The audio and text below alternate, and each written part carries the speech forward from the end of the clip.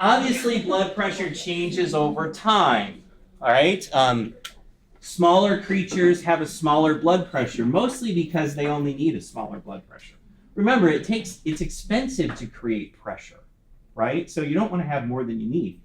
The smaller the organism, the less pressure is needed. So the less pressure we see. So we see that in the pediatric population, that the blood pressure starts, that doesn't even really go low enough, really. I mean, because for a newborn, any systolic above 70 we're happy with, right? And then it goes up from there. Heart rate is the opposite, okay? Heart rate is higher the smaller the organism, so we get that. So blood pressure increases with age. Now, you can say that across the whole lifespan. It isn't just that blood pressure goes up until you hit adulthood. It continues to go up. Now, the reason for that is the older you are, the less compliant your vessels become. Okay, we call that arteriosclerosis, which is not atherosclerosis. Atherosclerosis is where you form the little plaques, right, and clog up your arteries.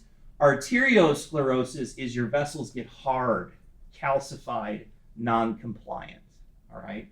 One of the things you'll find when you work with the elderly is that their vessels almost have a crinkly, like crepe paper kind of a feel to it.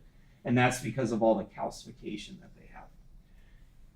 The less compliant your vessels, the higher your blood pressure. Remember that compliance helps to take up or use up pressure, right? So as you get to be 85 or 90, your vessels are so poorly compliant that they're not absorbing any pressure, right? So we end up with an increasing overall blood pressure. Okay, that's, so as we get older, pressure goes higher. Other things to see here. The mean pressure, the average pressure, in other words, is always closer to diastolic than systolic. Do you see how the mean line is not in the middle, right?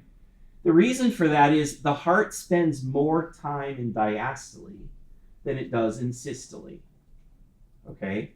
So it's about 1/3 to 2/3. 1/3 of the time the heart is in systole, 2/3 of the time it's in diastole.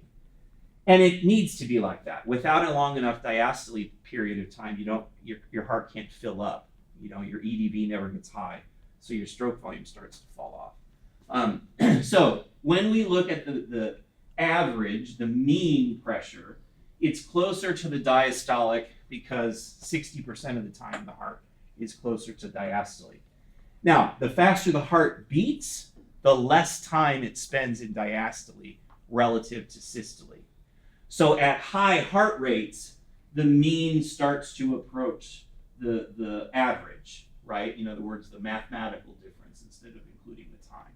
But that's at higher heart rates. Not a bad thing, because it means that as our heart rate goes up, our mean pressure also goes up. Because typically if your heart's beating fast, it's because you need additional blood flowing.